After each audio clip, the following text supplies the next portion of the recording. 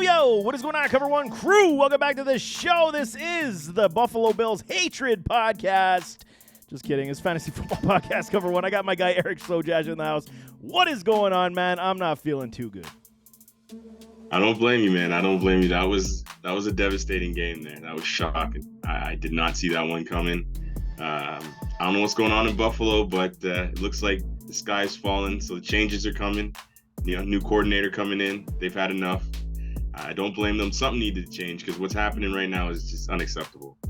Man, the sky is falling. It is unacceptable, and I am not a happy man.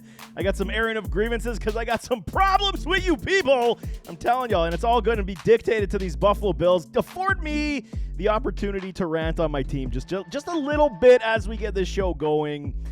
Okay, the Buffalo Bills, man, 5-5. Is the season a wrap? This is the question. If you've been on Twitter for the last 2 days, Bills Mafia is crucifying everything. They want everything blown up, and I understand. Okay, up next, New York Jets at the Eagles, at the Chiefs, versus the Cowboys, at the Chargers, versus the Patriots, and then versus the Dolphins. This is not easy, man. I'm telling y'all, and this is why I understand everybody is so pissed off, because the Broncos should have been a victory. Then you're hoping that the Jets, they could pull it out, and then go into the gauntlet of the Eagles, Chiefs, and Cowboys, and then even the Chargers. That's no gimme either. Okay, and I understand. It's not an excuse, but again, this team, let me make you guys understand. Injuries, once again, a big problem for this team. However, it happens to every team, so I'm not going to, put a caveat on that we're, solely by ourselves in the injury platform. Josh Allen and his turnovers. I will definitely get down on this as I go through my rant. Offensive scheme, complete trash, we understand, but the defense has been playing well. And I was saying last night or 2 nights ago when it was Monday Night Football, or 3 nights now when this pod drops, whenever, but I digress. I was saying, when it comes down to the defense and how they have been performing, this has been a good part for Sean McDermott, and everybody needs to understand that. It's been better, man. I don't care. The eye test, I don't give a shit what the analytics say. I don't care what the stats say. The defense under the eye test, under McDermott this year calling the plays, has been better. So what do the Bills do? They fire Ken Dorsey. Everyone's all like, everyone wanted Dorsey gone. They said, change. We need a change. Now that they fire him, they say, oh, it's a scapegoat, and, McDermott is doing it as scapegoat. Okay, but what I'm saying, the eye test, it shows everything under Dorsey. Struggle, score in 35 seconds, a touchdown. This, and then rinse, repeat. This is what we have been seeing with this Buffalo Bills offense. So I just don't understand how they couldn't get this to be a consistent thing. And the easy blame is Josh Allen and his turnovers. Nobody's going to talk about, the scheme ups and how nobody's open, how Josh can't find anybody. These are the issues that still were in this scheme. Okay, fine. Joe Brady takes over as the new OC. And this is a positive for me because I'm a Joe Brady fan as well. Does he have a lot of experience calling plays? No. But, okay, he's been exposed to one of the best offenses in college football history with LSU, with Joey B, J.J. Chase and company, and he was the pass game coordinator and the wide receiver coach. So there was ample opportunity for him to grow and understand how to, make a team be a winner. Big positives, right? Panthers, he was the OC under Matt Rule, and it was piss poor overall. We understand this. Then he comes to the Buffalo Bills. So it is in midseason. Are we expecting as Bills Mafia to see massive changes in the scheme? Probably not. But what I do want to see is change in the how he's calling the plays, when he's calling the plays. When you got a 4th down and you're going shotgun to pick up a 4th down with a Josh Allen, that is a schematic problem for me. I don't know what you're doing. Why you're doing it when you are pisses me off, and that's a big one. Now we go to Sean McDermott, okay? Everybody on Twitter is talking about Axe Sean. It's done. I'm done with Sean McDermott. Do you guys understand the Buffalo Bills? And I get it, okay? History speaking, it doesn't always have to be the same. 20 years of no playoffs, revolving door of coaches, and no quarterback. That's what you're going to get if you fire a Sean McDermott. Believe me, who are you going to get at this point that's going to be better than what Sean McDermott is for this team? Everyone says he's a micromanager. Is he really? He's calling plays on the defensive side right now. Do you think he's got, time to go and micromanage a Ken Dorsey? Maybe that's why it hasn't succeeded. Maybe he is the leader that says, and I'm speculating, maybe he is the leader that's saying, I'm giving you all the right to go and run this offense as you want, as I'm going to take over head coaching duties and calling the defensive plays because Leslie Frazier's no longer here. Under Sean McDermott, the Bills are 67-40 in 7 years. You're telling me this is a problem for you? Over the last 4, it's been 47-18, man. We've been in the playoffs every single year. And okay, minus this year, 5-5. I understand. There is something broken. But then, I went on Twitter also, and I was angry, y'all. Like, I still am. My blood is on fire right now, if you can't tell. But I mean, McDermott gets no credit for the Dable hiring and how the Bills were operating under Brian Dable, but he gets all the criticism when it comes to Ken Dorsey because Dable decided to leave and go take a head coaching job. No fault of his own. He got himself a head coaching gig, and then you tried to find an adequate replacement who was a Josh Allen, backer. Allen backed Ken Dorsey hire, said, I want this guy. He's my guy. Bring him on. And, being the good leader that he is, says, okay, we'll work it out and we'll see what it's like with Ken Dorsey. Clearly, it did not work. I'm not going to be an apologist for a Sean McDermott when it comes to how the things have played out for the Buffalo Bills in massive contests, okay? Sean's proven he's got zero clutch. 13 seconds. Denver Broncos, 12 men on the field when they miss a field goal. Like, what?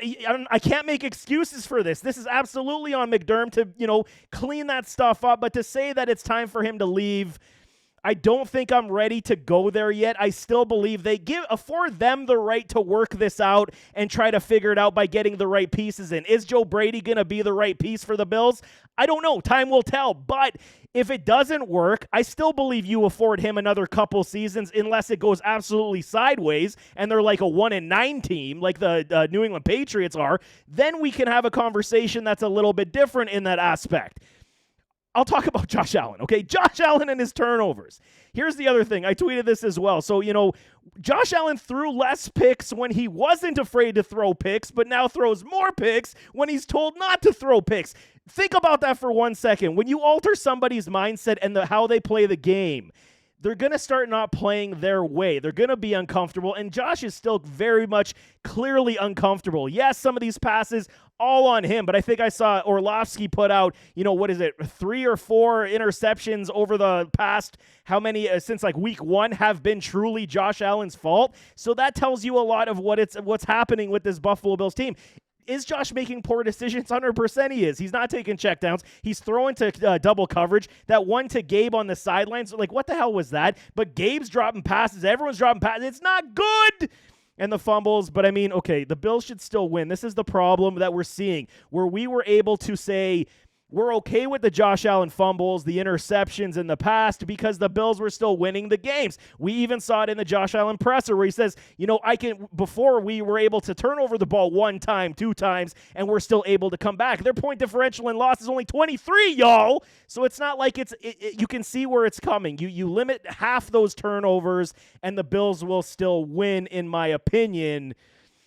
But good Lord, man, everybody needs to pump the brakes because I'm still with the Sean McDermott thing right now. I understand the frustration, but a lot of you fans forget, man, that 20 years of no playoffs with revolving door coaches is not the solution. And anybody who suggests that the Bills window is closed for winning anything, the window's always open with number 17. I just don't understand what you guys are thinking here. But there's my rant for y'all before I have a heart attack over here. That was good. No, that was good. I like that. I got a lot of information out of that one. It's a lot to digest for sure. There's a lot to digest. There's a lot there. To be honest, though, I'm gonna give you a little bit of pushback. I'm not pro firing of McDermott whatsoever. I'm definitely a McDermott fan. He comes from the Eagles tree, so I'm definitely a fan of what he's done, and I definitely appreciate a team because I'm an Eagles fan, so we've gone through years of failures before we finally got that one Super Bowl. So I know what it's like to be on that end and not to be spoiled like Patriots and some of these other franchises have been spoiled. So I'm totally with you with 20 years of non-success and just revolving doors and quarterback and coach and failure after failure after failure. And then you finally get some sort of cohesiveness and he's built a culture there that you like. But the reason I'm going to give a little bit of pushback here is I believe, and this is just my personal opinion, but based on everything I'm seeing, is I think you guys don't have a personnel issue per se. The talent is fantastic, sure, right? Which actually kind of works tenfold for you because you're going to win too many games, even if you kind of aren't playing up to your level to even get high draft picks, to get to force out a coach because, like you said, you're not going to go 1-9 and then out goes McDermott, right? So you're always going to have the talent that's going to overcome a lot of that. And I kind of see that as a double-edged sword because how do I put it? This feels like Golden State Warriors, for example. If you want to make a basketball reference, they were killing it with Klay Thompson, Steph Curry, Draymond Green under the coaching of Mark Jackson. Mm-hmm. They were doing their thing, but they didn't reach the highest levels. They kept pushing the door, but they couldn't get over the hump. Out goes Mark, in comes Steve Kerr. Couple things change, culture gets exceeded. Now and then they turn into a dynasty, right? They're pushing the Bulls for a minute there with some of their wins and all that. I say that to say this, like maybe the grass isn't greener with all the options that are out there right now, but there might be an option that can push you guys to that next level that it feels like McDermott doesn't seem to have. And from my personal opinion, it feels like he might even be losing the locker room. I'm not 100% sure on that, but that's where I'm concerned. The guys are talented enough that they can overcome some of these games and keep your record competitive. So it's not going to look like he's completely lost it. But some of these things with Diggs, the things that are coming out, the way that he's not able to kind of reel that Diggs situation in. He ran to the podium at the beginning of the season and he misspoke, which caused a bigger problem with Diggs, right? If we're going to go back to that. And now it looks like that's kind of reopened. That's where I'm scared with this McDermott thing is I don't know if he has complete control of his locker room. I don't know if everybody's buying into what he's selling in terms of keeping everything together. I noticed after these losses, Josh's head is hanging, man. Every week he's hanging. And my personal opinion as a leader, that's not what you want to be displaying. I'm looking at the center after the game, and he's trying to keep Josh's head up. He's talking about the one thing we cannot do is have any fracture in this locker room. We got to stick together, right? Like whatever we do in terms of scheme, this and that can all be figured out. But in terms of us and the brotherhood, it has to stick together. And that's my concern, to be honest, is that McDermott may not have the ability or the glue right now, or the maybe just doesn't have the idea of what needs to be done. Maybe it's pulling the trigger on someone like Diggs that you don't want to do. And I'm not trying to put that out there, but he's kind of put that out there. His brother saying that to me is speaking volumes. Like, this isn't just a fan. This isn't just like some anonymous person. This is not just like an agent. This is your skin. This is your brother, your flesh and blood. For him to put that out there, he has to have some sort of inclination and feel that he can. He's not going to do that and take that shot and think that Diggs is not going to feel some sort of repercussion. He knows anything he says falls back on Diggs.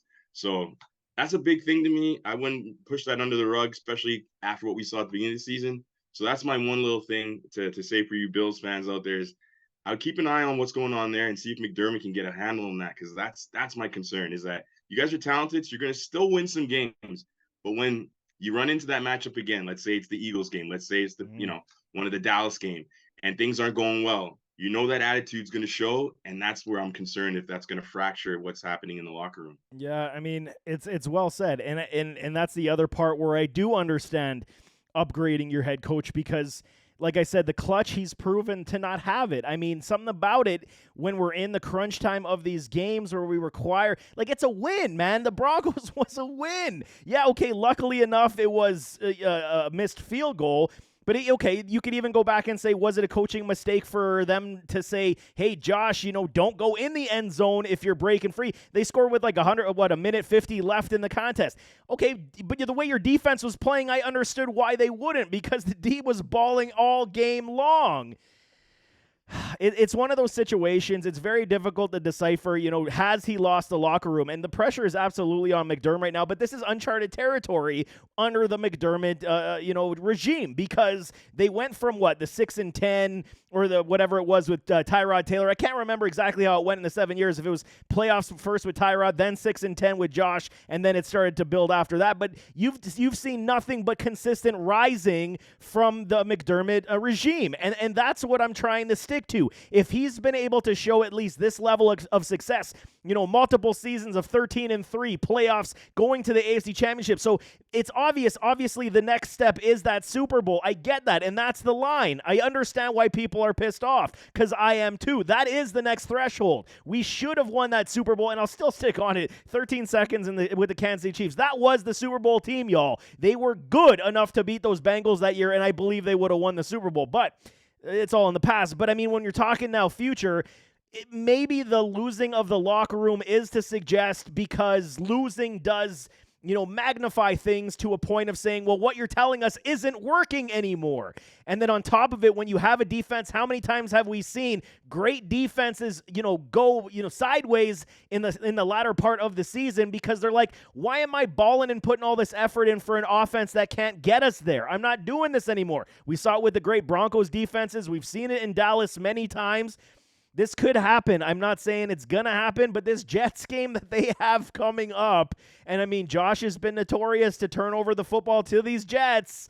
Defense is phenomenal. Yes, Zach Wilson is not good, but I mean, again, they're going to ride Breece Hall because they can, and he's going to run the football. And if they lose to the Jets and they go 5-6, I don't even want to log on Twitter to see what the Bills Mafia is going to say after that one. No, you wouldn't want to. And this just kind of gives me a flashback to that Giants game, right? Remember, we were talking about how they won that, but did they win? And it felt bad and it looked ugly. And now, like, looking at it, it's like nothing's changed other than you escaped with the win, but you didn't improve on the product, right? And that's a big thing there. I'm worried, man, because they really could go to 5-6. Like, they really, really could. I don't know if I bet money on that. I'm thinking that this firing or this relieving of duties is going to give them a shot in the butt. Joe Brady's going to give them a little spark. I think short term this is going to be good for them, but long term, my hands are up. I'm definitely concerned. Like I said, I think the locker room may be in jeopardy, and once they hit with some more adversity, I think it's going to show it's going to ugly its rear hair. How do you say that saying? And his rear head's going to ugly show its head again. Right. So absolutely, I stumbled over that one, but you know what I'm trying to say. I know what you're saying. Yep. The rear its ugly head. Rear its ugly head. There you go. I have a feeling that's going to happen. But yeah, it's been kind of a concern, man. It's kind of scary. I can't deny it. And you know what's one thing though that I've noticed, kind of going back to your Bills, is the Dorsey thing. He was their guy. Like, everybody talks about the Dable regime and how when Dable was there, things were much better for Josh. But Dorsey was there at that time. He was working. He was helping build Josh. So he's a big part of Josh's development as well. So even though it hasn't quite worked out as a play caller on Sundays, I don't think it's all on Dorsey, because it's not like he's just showed up as a new coordinator, just met Josh. They didn't work out and got to get him either. He's been there from the building. So he knows Josh fairly well. I think Dable's the only guy you could argue might know Josh better. So it's kind of a weird one that this didn't work out as well as we thought it would. And I think Josh is feeling bad about it. From what I've read, he's not too pleased that they had to let go of him, and he's kind of taking it as a personal thing. Yeah, and that's kind of one of the things that has been argued, because it was his guy. He vouched for him and said, I want him to be the guy, and it didn't work. So now you're kind of taking it under fire as well, saying, well, that was your choice, and you guys couldn't make it work, so you're both to blame. But Dorsey's the one getting fired because you're the franchise quarterback getting paid $300 million. You're not going anywhere for the foreseeable future, but... my Buffalo Bills, you guys hurt my feelings. I mean, it's so difficult at times to be a Bills fan, I tell you, especially when the expectations are so bloody high. Shout out to the guys that cover One Main Channel. I mean, Eric and company, those guys, Greg and all of them, they do a wonderful job chopping up the film for us to understand what the Dorsey issues were. So any Bills fans, definitely head over there and go check that out, because it is good stuff. We're not covering the Bills game today, but I mean, the Bills are favored at -7, if I'm not mistaken, already on the Jets, and I think that's extremely high if you ask me. But let's talk some football, because we do got some fantasy football playoffs are right around the corner. We got making money. I was, again, 10-4 this week, 2 weeks in a row, 71%, baby. I'm stacking dollar bills. Hope you guys are too. We're talking Cincinnati and Baltimore, -3.5 on Thursday night football for these Ravens. Bengals are 5-4, 4-1 versus the spread, where the Ravens are 7-3, 6-4 ATS. On a short week, both coming off the loss. Huge divisional contest. T. Higgins already ruled out with an injury. Ravens drop a massive lead to those Cleveland Brownies. I mean, Bengals, they got somewhat handled by the Texans as well, with C.J. Stroud in that defense, you want to say. Couple interceptions. You got to love, you love this Ravens team more than anybody, I think. I know that's not a Ravens fan at this point. Do they lack that killer instinct? Because that was my argument before with this team. Is it kind of a similar cast where they can dominate, Lamar, Andrews running the football very well. Now they're sprinkling in their wide receivers like OBJ. Zay's kind of taking a back seat. But again, failure to put these games away that should be put away will cost you later on in the season. That's been my fear. Yeah, and you nailed that. I'm a Ravens guy here. I was predicting them preseason. I'm not necessarily a fan, but I'm a fan of what they've been building and just the consistency there under Lamar and Harbaugh. And I just predict them to be one of the teams to excel this year. There's always those couple of teams that are knocking on the door, and then you're just trying to figure out which one's going to break through. So they were the team that I saw with a healthy Lamar and the acquisitions they made this offseason that could break through. Always been a big fan of that defense, and then I thought they got a lot better with the additions of Roquan there. So yeah, definitely been on the bandwagon, rooting them on and expecting more. And consistently, they've been letting me down. I can't deny it. They've led in every game this season. They've had a lead in every single game. They've outgained their opponent in every single game. They should be 10-0. I can say that confidently. I strongly believe that. Now, I'm as the older I get, the more I watch football, you really can't say anybody should be anything. You Right. are what your record says it is. I'm more of a believer in that the older I get. That's more of a kid thing where you're like, I should have won, all that stuff. It is what it is. The record is what it is. But based on what we've seen, all the football we've watched, the statistics they've put up, the stats, the dominance, the turnover ratio, all those margins, this team really could be 10-0, right? Sure. Yeah. And that's what I'm seeing when I rewatch the game tape. I think they've been the better team on the field for the majority of their games, and then they have moments of lapses that are just they're ridiculous, to be honest. Um, I'm finding hard to pinpoint exactly what it is. One thing I am noticing is they're a really well coached team, and the reason I say that is their game script. Mm. The game script, their first 20 plays, the plan, what they come out to with on offense and defense seems to work every week. So that speaks to coaching, in my opinion, right? Every week they come out, they get that 10 to 14 point lead. That's your coaching. That's your game script. That's everything you put in the set all week. That's what you're expecting your opponent to do, and then what you're expecting them not to expect from you. And that, to me, that speaks to how well they're preparing for those games. But then when the adjustments are made and Mm. there's some lulls in the game and they take away your favorite reads and things like that, I don't know what's going on, but Baltimore's stumbling against some pretty substantial opponents and some pretty bad opponents, right? It doesn't really matter who they're playing. Once the game kind of gets tight, they look like the team that's kind of struggling and the team that's going to make the next mistake, the team that's going to have that costly turnover. And that's terrifying to me for a team that's supposed to be one of the best teams in the AFC. So they got me a little bit on my nerves here. I'm a little concerned. And on the flip side, though, the Bengals, that team is steady rising, right? They've been flying high since Joe Burrow got his calf back.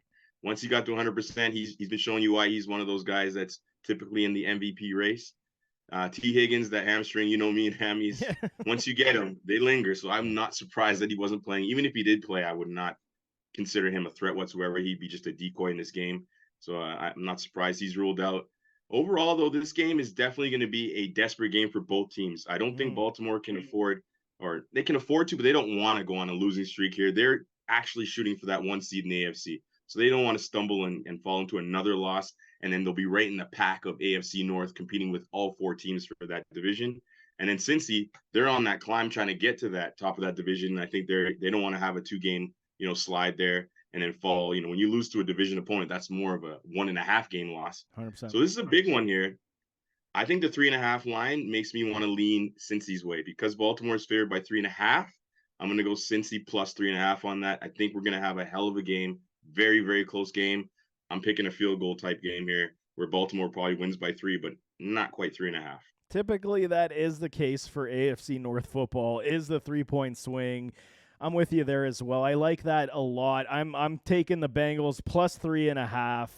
I mean, the line I foresee moving as we get closer to Sunday, but we're speaking of what we know today. So if you're betting early, this is what your bet should be. But it's interesting with the Ravens. While I completely agree, the initial 15 to 20 plays, the game script, it's usually the 15. It's pinpoint perfect, and they're so good at it. And then the way that they play defense too, especially against a team who starts their 15 plays. It's almost like they do realize they're in the huddle almost is the best way to put it. I mean, we see what Hamilton did on that pick. He was just a perfect read and then takes it to the house. But what is missing is those adjustments. I love how you said that because good teams that win do know how to in-game adjust. And Harbaugh has shown McDermott style, if we're being real, when it comes to in-game management and adjustments. Let's be real. Call it what it is, okay? I mean, I blasted Coach Staley in the Sean McDermott thing saying, who are you going to give over, McDermott? Staley, but I mean, okay, I digress. I'm done with the Bills.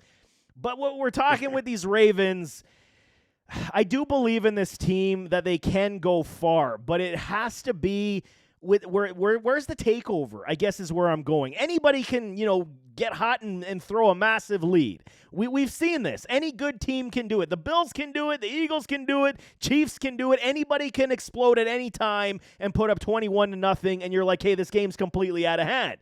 It's how you continuously move the game. So when I saw Harbaugh talking about that young Keaton Mitchell kid and saying, we don't know why we went away from him, that's a big problem for me. Why are you moving away from somebody who's just proven, okay, it's only been a couple contests. He's been hurt with a hammy for most of the year.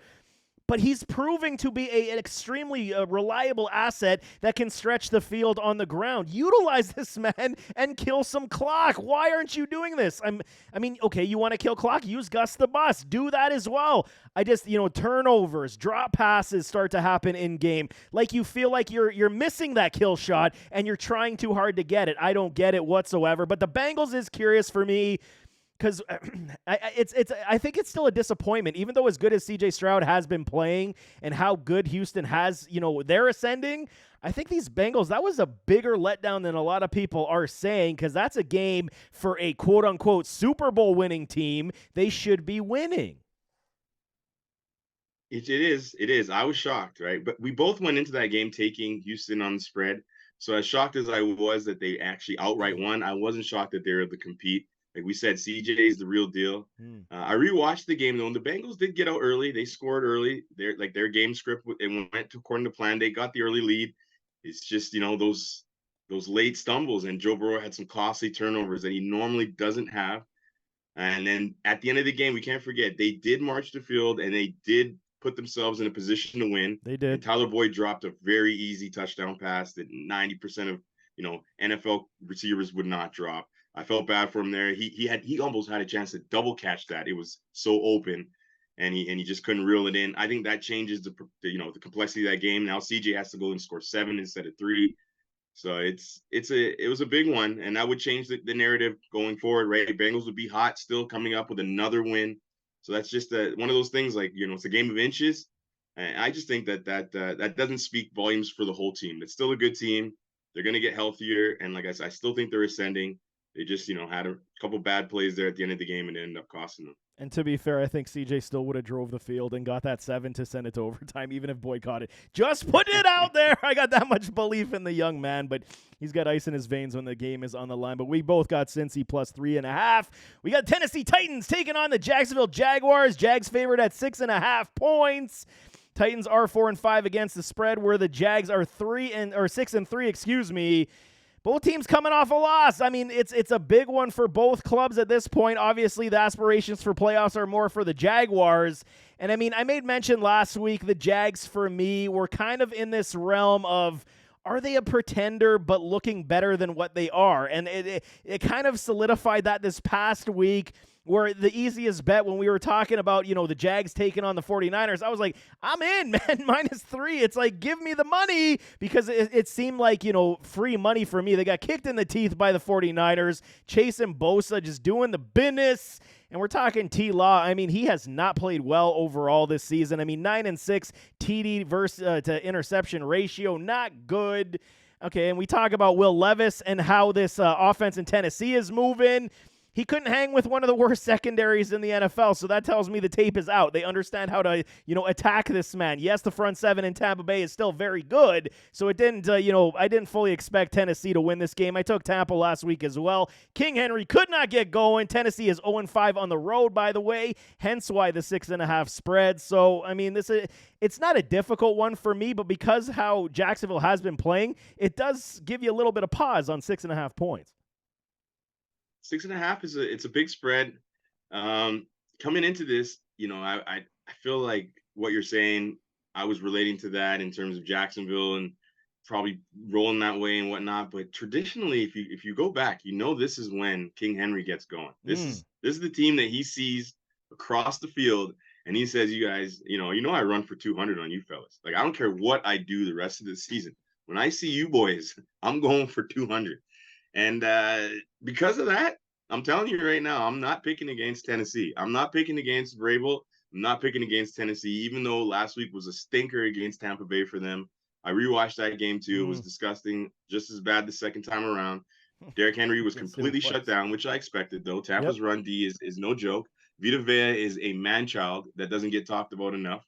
He was in there just destroying things, wrecking things. He threw Will Levis on the ground with one hand on a sack. It was ridiculous. You got to Unbelievable. see Yep. that. But outside of that, I got some good takeaways from Will that game. I won't lie. I thought he played pretty good. He didn't play great, especially in the red zone. He had some really bad decisions and holding on to the ball in the red zone. And that cost him. He had 3 instead of 7, which changed the outcome of that game big time. But he didn't have those costly mistakes. He didn't have any big interceptions.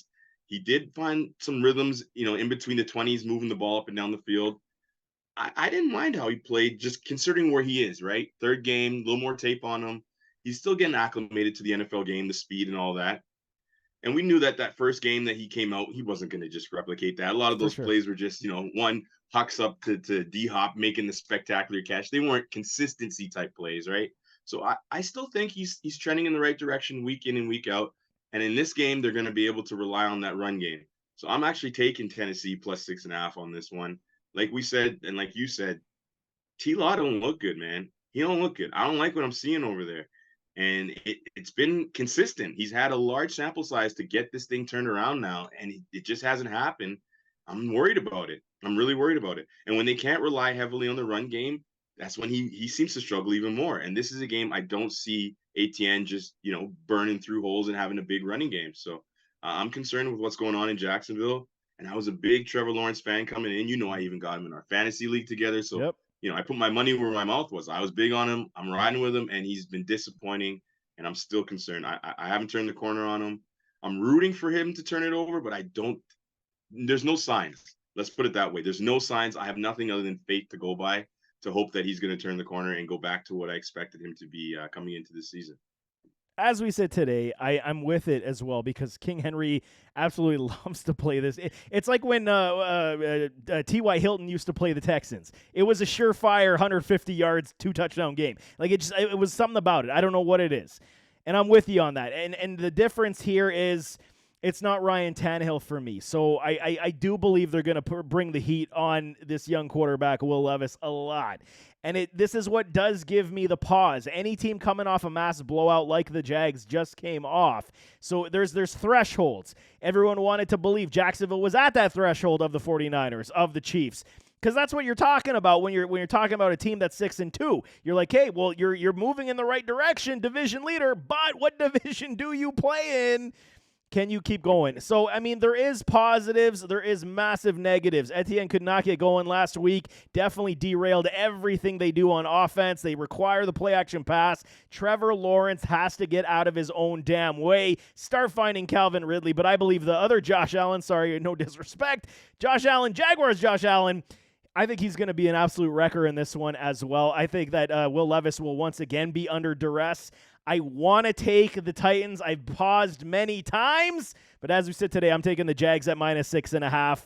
I got to do it. I think a bounce back is coming. It's still at home. The Tennessee Titans they don't look good on the road. So they're going to stay in Florida and they're going to, keep getting the sun, but they're going to be getting pounded. I'm banking on that today. This may change if the line moves any higher. I might go to Tennessee by the time my picks are dropped on Saturday. But 6.5, 7 points is not a deal breaker for me. Yeah, no, I hear you. That's a good one. We can agree to disagree on that line and keep a close eye on that game. I think it's definitely going to come down to Will Levis, though. And I'm just banking on what I saw with him. If he can just move the ball relatively close to what he did there, he's going to be able to use King Henry a lot more than he was able to use him against Tampa Bay. And that's kind of where I'm leaning with this one. And then Mike Vrabel, just looking at their schedule, looking at their record, this is kind of a must-win. They lose this, they're pretty much out of the division chase. So I think he's going to have the boys fired up, looking at it like, this is our last chance, or we're probably looking at next season. Yeah, no, I can't hate those points whatsoever. So moving on to these Arizona Cardinals and the Houston Texans. This line actually moved today or yesterday. It was crazy. It was 4 points for the Texans. Now it's at 5.5, favoring them. Cardinals 2-8, 5-5 against the spread, which is nice, but very difficult to predict against. Where the Texans 5-4 and equally the same versus the spread. And I mean, okay, I can always admit when I'm wrong. Okay, you know this. If I'm wrong, I'm wrong. I thought Kyler was going to come out the gate slow, rusty, and he looked absolutely phenomenal this past week. I mean, leading the Cards to victory, something they have not seen a whole lot this season. Connor coming back from the IR. I thought he was going to be on a snap count, and he basically was, so at least I was correct in that facet. But, I mean, they claimed Michael Carter off the waivers from the New York Jets, so, I mean, you're giving me a backfield of Connor and Carter. I like the C squared is going to be the new nickname there, man. 2024 eval process is definitely underway for me for these Cardinals. How do they want to move forward? Is Kyler their guy? We're going to see a lot of this, so I fully expect these Cards to let the ceiling blow up and, give every play to Kyler to do while these Houston Texans with CJ Stroud, our guy, is rolling. Crazy enough, MVP consideration for this rookie is very real, and he's playing so well, having the ability to spread the ball around to everybody. Tank Dell getting in the mix like nobody's business. Noah Brown looking like, I don't even know the comparison right now. And then Motor, Singletary, he freaking comes out running wild, and I mean, there's absolutely no question that this Houston Texans team is pushing for a playoff win, going to the desert, face these staying at home, versus the Cardinals, -5.5. Yeah, this is a match that earlier on you probably didn't have pegged as like, a showdown that you really wanted to see, especially when Kyler was still questionable on when he was going to come back from this injury and whatnot. But now this is a match I definitely can't wait to see, especially because they're going to be playing in a dome. These are two dome teams, going to be fast track. I think it's going to be high offenses. A lot of fun to watch here. Kyler Murray looks fantastic. I rewatched that game as well. It was one that I had to get back and see exactly what went down there, and he looked spectacular. Atlanta's defense, they did not have any response for what he was doing. Trey McBride looked spectacular. He looked good with all the quarterbacks so far. He looks even better with Kyler. I love what he's able to do there from that tight end position. And then, Kyler was already pretty good with Marquise. Then, like you're saying, we got James back healthy, running strong. That guy is strong as heck. Like, he's just he's a Terminator when I see him. That's what he reminds me of. He just looks so strong. It's ridiculous. Adding Michael Carter is going to be a beautiful weapon for them. I think it'll be like that Chase Edmonds that they wanted, but but maybe better. A little bit more effective. Yeah, because that didn't actually work out. So this might just be an actual upgrade to that expectation that they had there. And then Michael Wilson, another guy I liked in college that he looked all right with Kyler. They're going to build. They got some weapons, man. This offense looks nice. I like what they have over there. Everybody thought this team was tanking. We had no idea what they were doing. I think Jonathan Gannon and this organization kept it pretty tight-lipped. They had a plan. We thought they were selling a tank. I don't think that was ever the intention here. They believe in their players. They believe in their philosophy. I think they believe in their culture there, and they're building for the future. Kyler's the future, man. They paid him for all that money. They took they took the clause out of the contract, bro. So he's safe now. He can play some Call of Duty, and he can still get his money. He's good to go. I think he's going to be there for at least another year or two.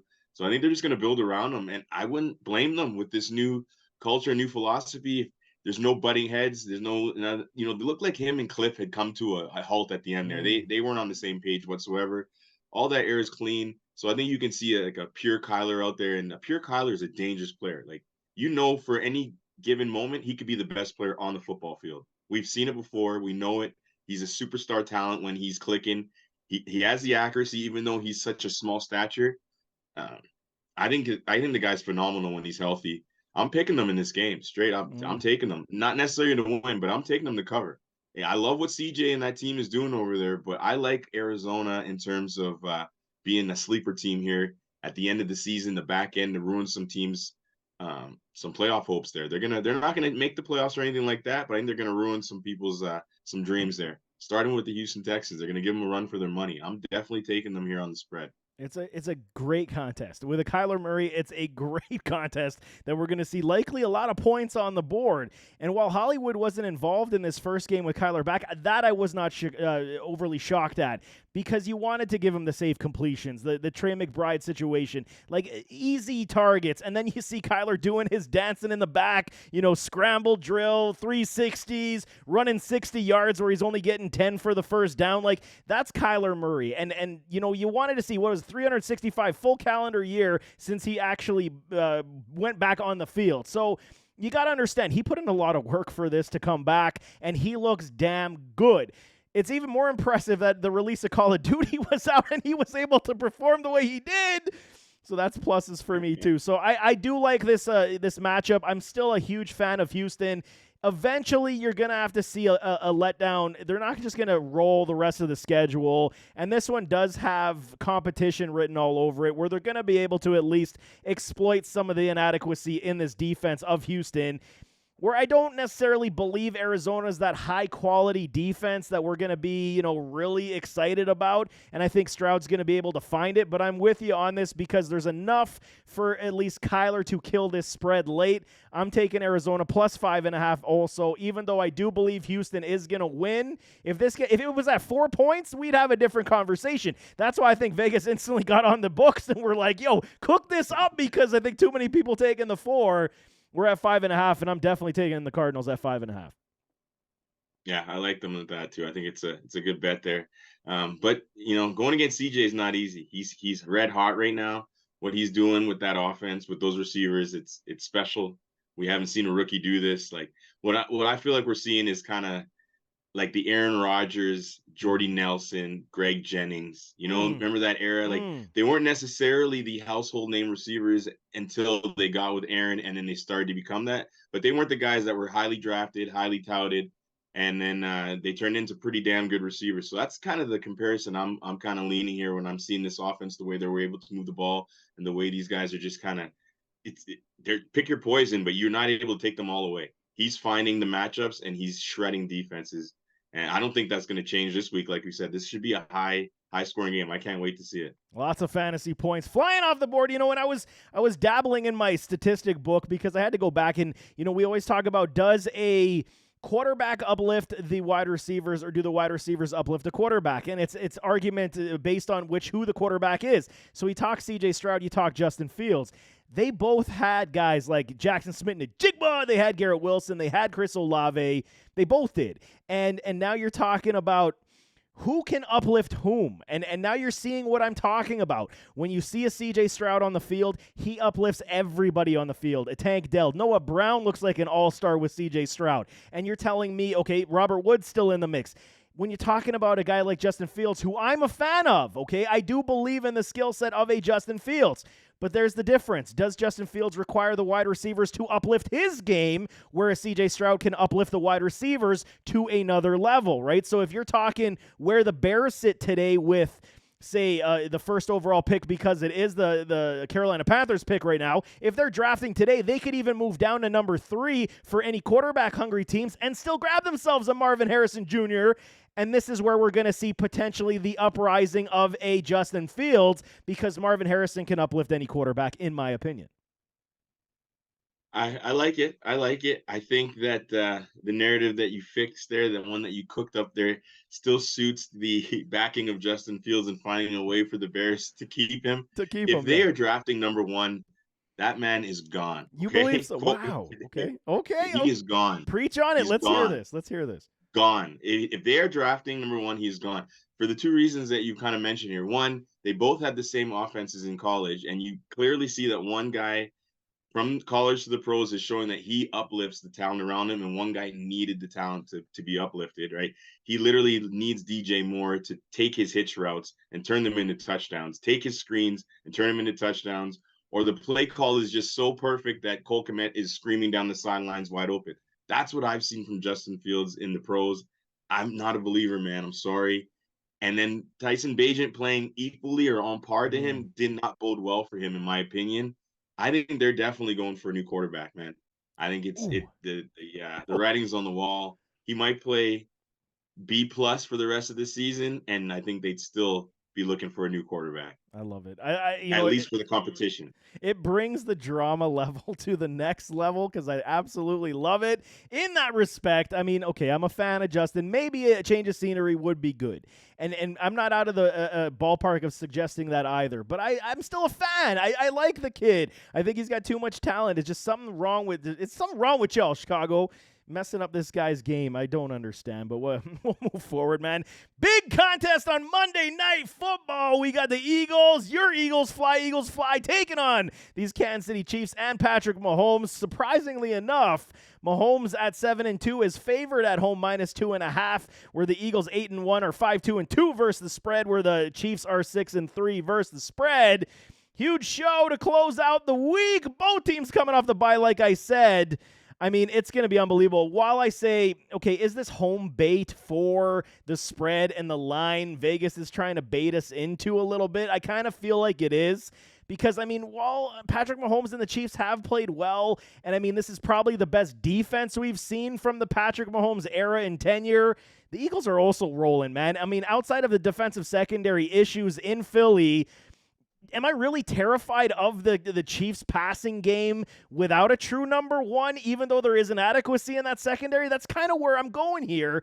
And I'll go first, man, and we can discuss the parameters of this game. I'm taking the Eagles plus 2.5, man. It feels like free money to me.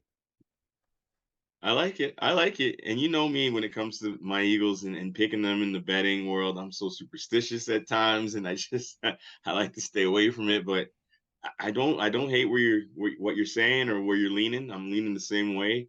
Um, I, the tape tells me that the Eagles struggle with premier receivers, especially on the outside. And that's not what these guys do. That's not what they do well. They struggle even with slot receivers if they're premier. You know, if your slot receiver is in mid tier, we can find ways to keep them under handle. We had Cooper Cup going off on us early on in that contest against the Rams, and then in the second half we were able to figure that out. So it's usually like those alpha dogs that, you know, if you have one or two of those, we have no answer. Our outside corners are kind of aging, especially in my opinion. Bradbury's struggled this year against those top tier receivers, going against guys that have a lot of speed and hands like Terry McLaurin and then Dotson, things like that. I don't think we're going against that type of talent in KC, right? So it made me really think, like, what are they going to do to exploit us? Travis Kelce was a problem in that Super Bowl matchup. The guy that he was exploiting is not the safety that's starting no longer. We got two new starting safeties. We got our guy Reed. We got Blankenship out there, who I'm pretty high on. He just needs to stay healthy. And then we just made that trade before the deadline for Bayard. So I think if he gets acclimated, if Kevin gets his feet under him, and we can get him going now coming out the bye week, that could be a decent matchup. Someone to pair on Travis Kelce. You know, maybe have a linebacker underneath and put some different, give them a couple different looks to deal with. So I think we do match up pretty well against their passing attack. I know we match up well against their rushing attack. I think we'll be able to keep Isaiah Pacheco relatively in check. As long as we keep him out of the red zone. He gets in the red zone, it'll be a little tough to keep him out of the end zone. But in terms of moving it between the 20s, I think they'll have a hard time running the ball. So this is a game, I think Philly, if we come with the right game plan, and I know we're going to have a chip on our shoulder, that Super Bowl, we're not happy. Fans, players, ownership, everybody. We aren't happy with that loss. It burns. I know we wanted to get our get back. So this is a game I like for us. I really do. I liked it coming into the season. I think we all circled it. So this is a game I think Philly's really going to look into putting a little extra something into this and want to pull out with a win here. You know where the caveat lies for me, because we understand what Coach Andy Reid is and what he does. He understands the team he's going up against. So everything we're saying is surface value, how we see these teams. Jerick McKinnon and Kadarius Toney. So they were the elixir that made the drink stir in the Super Bowl. This could be again. And this is, once again, why I always fear in Andy Reid, because he knows what to do, damn it. And they know they don't have a true wide receiver one. Off the bye. And he's great scary. Off the bye, right? What's he? He's basically undefeated off the bye, if I'm not mistaken. He's very good. Very good off the bye. So this is a problem. But you're going to say, I need to find other avenues to beat this team. While Rashee Rice is on the uptrend looking better, I think we're kind of saying the jury's basically out on what Sky Moore is going to be in this offense. I'm almost comfortable saying that, unless, something happens in year 3 where he just blows up, then fine. But I think that's kind of going to be his role, where Rice could potentially eventually turn into the wide receiver one in this Chiefs offense, maybe. But, I mean, Kadarius, man, he's been dead quiet for weeks now, not even utilized in this offense. I'm like, is this man hurt? He's got to be in the medical room looking at it on every single game they're playing. But there's going to be these types of situations where Patrick Mahomes is going to be the captain check down, a.k.a. the Tom Brady style. Find the open man, find the speed, and what happens with this offense? Speed kills. And the only speedy guys outside of an MVS is Jerick McKinnon and a Kadarius Toney. So I foresee them being played a lot in this game, and, I mean, we'll see how the Eagles definitely respond to that. If we struggle with Kadarius Toney, I'm going to be pissed. I'll say that's as cold and as honest as possible. I think Kadarius Toney is a gimmicky player, Yep. extraordinarily talented with the ball in his hands, extremely hard to get on the ground. But the numbers scream and the evidence screams that when he's on the field, just not even just targeted, when he's on the field, he's probably getting the ball because they don't really trust to put him on the field unless he's getting the ball. I think that says a lot about him. It might even speak to his acclimation to the playbook that he doesn't even necessarily have a full grasp of these playbooks. He didn't have it in the Giants, might not have it here where they can't play him unless it's a obvious play where he's the one getting the ball. And a lot of the metrics say the same thing. I'm not a big analytics guy, but when I read some of those same things, it's fallen in line with how much he falls in line with his target share is acclimated to his like production on the field. Like when he's not production, but his Snap when he's counts. on the field. Yep. Yeah. So when exactly his snap counts and his product his target share almost are evened out. So it's when he's on the field, that's when he's getting the ball, and that's it.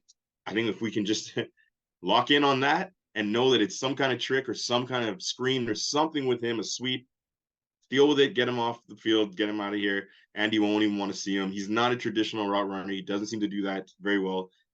Probably not a great run blocker. He doesn't seem to be on the field for a lot of that either. So I'll be pissed if he's a guy that gives us any problems. On the flip side, you never know what could happen with Jerick McKinnon. I do think Jerick McKinnon's a very talented running back. I think he's exceptional with the ball in his hands as well. He's a great screen player as well. So he could be a mismatch problem. Our linebackers might have some issues with him, and they might try to exploit that. So I wouldn't be surprised. That'd be probably pretty smart thing for Andy to do. I could see him being a player that we struggle with this week for sure. It's gonna be tough. Did you call you picked them as well, -2.5 or plus 2.5? I'm taking Philly. Yeah, Philly plus 2.5. The jinx is in, Philly fans. The jinx is in. I know. Like put that out there with the caveat. Every time I take Philly, it's never good. But before the season started, I was taking them on this game unless something leading up to this game told me not to. I circled it as well. I said, when I looked at the schedule, I'm looking at wins, losses, wins. Okay, this is us out to buy rematch. How are we going to feel? I think this is going to be a win. And I'm still feeling the same way coming into this game, just the way I feel better actually about it, the way things have shaped up. Kansas City's not as high powered and as scary as I thought they would be. The defense is better than we thought, but I think we match up well with them still because we pose a threat with the run and option pass. So I think it's going to be a good game. Either way, it's going to be a close game, though. This is like a 24-21 type game to me. 27-24, something in that range. And I don't think we're apprehensive of Hurts turning the ball over in this contest because I think he knows what's on the line here, and we have not seen grown-ass man play like this versus these Chiefs before because, today's A.J. Brown is not yesterday's in the Super Bowl, so you're going to see a very different outlook when it comes to how these Chiefs cover them. McDuff, you better get your popcorn ready and get your coverage on point because, A.J. Brown is and we got a better run game. And a better run game. That's right. That was Miles Sanders in that Super Bowl, and he got benched. And he hasn't been good since, not to throw that poor brother under the bus right now, but if you look back, he struggled in that game. He got benched. He was pissed off about his carries and his share. Hasn't been good this season. We have a better run game this year. DeAndre Swift is a problem, so Chiefs, get ready for that boy. No Nick Bolton will actually help this run game move forward. So it's going to be fun. What can I tell y'all? But very quickly before we get out of here, Deshaun Watson, he is now out for the season with a broken bone in his shoulder. Good Lord Almighty, these Brownies just cannot catch a break at the quarterback spot. Finally, you truly, and I'm okay saying it, man. It's been 10 weeks of play. The Cleveland Browns have a Super Bowl caliber defense, and with a Deshaun Watson, who knows where it could have went. They're calling already the AFC North the best division in football because everybody's in the playoffs right now. So without Deshaun Watson, they're rolling DTR this week, Dorian Thompson-Robinson. So, I'm shocked they're not going with P.J. Walker because at least he was serviceable to keep them in contention, but maybe they want to see what they got in DTR. I'm a DTR fan. I like the kid, but the first couple games he's played, it just has not looked good. Rookie, for real. This is not the game to put him in, man. I don't know what they're doing. This is against Pittsburgh, man. What are they thinking? They want to get him killed? Like, you don't put your stars against Pittsburgh unless you have to. This is tough. I don't know, man. This is unless they're looking at it from the perspective of you can go to PJ after, and you don't want to do the flip side where if you play PJ, then you're benching him for DTR and you're kind of like on your last leg there. I don't know if that's how they're trying to play this one out, but I'm surprised that that's where they're going first because PJ's got some experience. He knows, he knows how to move the ball up and down the field relatively well in the NFL. I don't know if DTR can do that. Nah, I'm scared for him, man. PJ. Not for what I've seen. Like, what are you putting this poor kid to the wolves, man? Like, come on. You got to protect your players, god damn it. Oh, man. My blood is still very hot from the intro. I got my own problems. Cleveland, you got problems. I got my own problems. In Buffalo, we're trying to sort out. It is definitely not good, but Week 11, the season is flying by. We're 1 week away from Thanksgiving. I love it. I love some Thanksgiving football. So excited. But, lots of points going to be tallied on the board here. Like I said, fantasy football players, never give up. If you have the smallest percentage to make the postseason, follow me down the road, and I will definitely help you get there. But nevertheless, as always, don't forget to hit that like button, hit that subscribe button, jump in those comments, give us your thoughts. Thanks to my guy, Eric Sojas, for joining us once again, and we'll see you next time. I am out.